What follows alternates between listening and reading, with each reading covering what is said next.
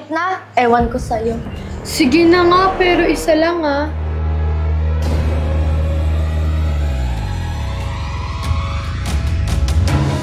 Paano pag nagsumbong siya kay Tita Jane? Mapapagalitan ako. Tapos papalayasin pa ako sa bahay nila. Hindi yun magsusumbong, siya kaya yung naumpisa, nanay. Yung tinawag mo sa akin kagabi? Yung nag-away si Dahlia at saka si Gia? Oo. Wag mo na isipin yun. Sure naman ako na magkakaayos din sila. Matay na siya kaya mismo. Oo, pero sakto naman kasi. Galing ko no. Bilib ka na yan sa akin.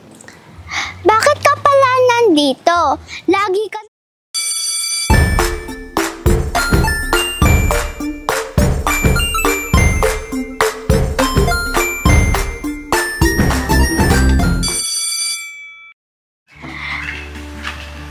Kamusta naman yung advanced lesson nyo ngayong summer class? Okay naman po, Tita Jane. Nay, alam niyo po ba kung sino yung teacher namin? Sino? Sino teacher nyo? Si Ate Yana po! Wow, talaga? Si Teacher Yana?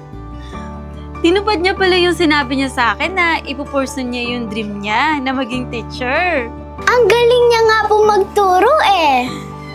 Tama po si Angel. Mabait po si Ate Yana para lang din po namin siyang kaibigan sa school. Okay naman yon. Ang importante, nag-e-enjoy kayo sa pag-aaral nyo. Opo, Tita Jane. Basta ayusin niyo yung pag-aaral nyo para matupad niyo yung mga pangarap nyo.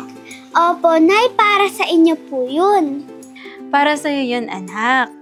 Para sa inyo. Pero baka naman puro lang kayo crush-crush sa school, ah? Hindi po, Tita Jane. Study first po na po kami.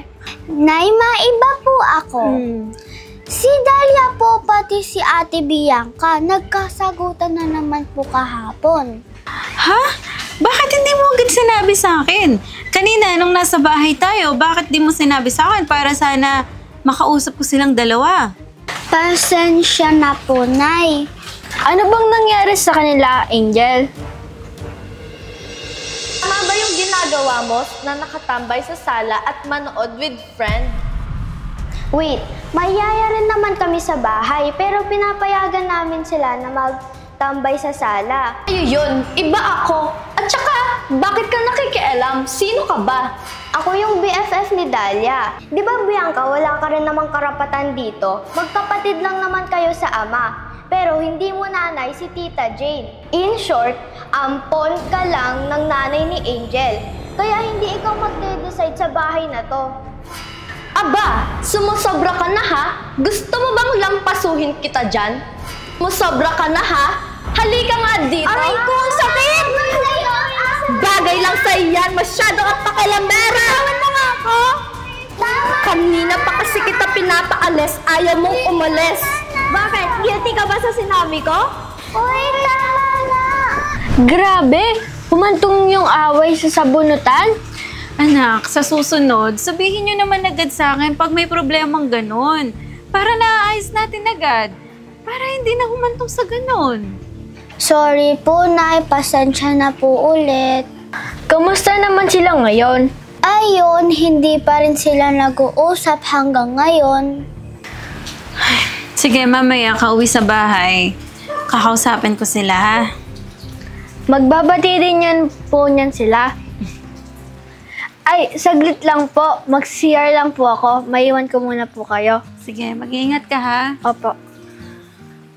Ay, naku. Nag-aalala tuloy ako sa dalawa. Baka mamaya, nag-aaway na naman sila sa bahay. Nay, huwag niyo po kayo mag-alala sa kanila.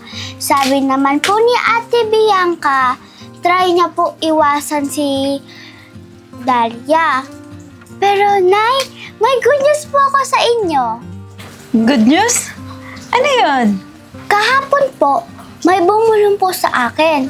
Yung two personality ko po, na maging bad ako. Tapos, anak? Tapos, Nay, na-control ko po. Hindi ko po nagawa yung bad. Mas mabuti yun, anak, na nakokontrol mo na. Sigurado ako na magaling ka na. Sana nga po, Nay.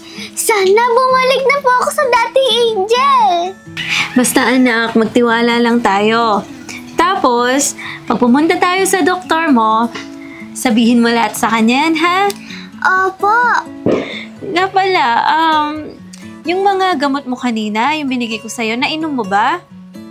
Opo, Nay. Kompleto po lahat ng ininom ko. Tuloy-tuloy mo lang anak ha, para agad kang gumaling. Ay, meron po pala akong bagong kaibigan. Kaibigan? Sino? Si Renz po. Renz? Taga saan naman siya? Nung isang araw po, nakita ko siya nagbabike sa harap ng bahay natin. Siguro malapit lang siya sa bahay natin. Opo, Nay. Siya rin po yung nagsabi sa akin na kaya kong kontrolin yung bad sa isip ko. So, alam niya pala yung kalagayan mo, anak? Opo, Nay. Mabait na bata po siya. Kaso, medyo prangka lang nga po. Papakilala ko po siya sa inyo pag nakita ko siya. Sige, pakilala mo ako sa Renz na yan, ha? Oh, wait lang anak ha, sasagutin ko lang to.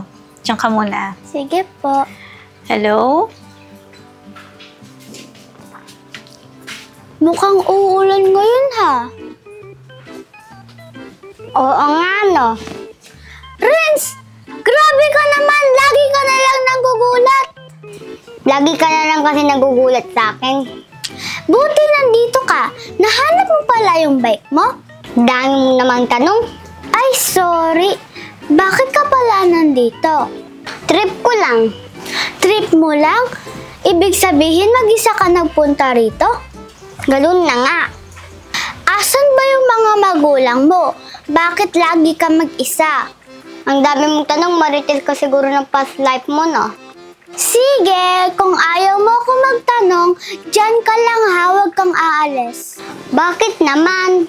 Ipapakilala kita sa nanay ko. Sabi ko kasi may bago akong kaibigan. Sino naman? Ikaw! Wow ha, feeling ka, kita kaibigan. Sige na! Simula ngayon, magkaibigan na tayo. Bahala ka nga. Oo, bukas isasend ko lahat ng files sa'yo. Oo. Tita Jane, nasan po si Wait Angel? lang. Ayun. Ayun siya oh. Ba't parang pong may kausap siya? Ang ano? Ba't nagsasalita mag-isa si Angel? Tara. Sige, sabi mo yan ha, walang bawian. Wait mo yung nanay ko ha, para tingnan yan siya. Angel? Sinong kausap mo? Nay, sakto po, nandito na kayo. Papakilala ko po yung bago kong kaibigan, si Renz.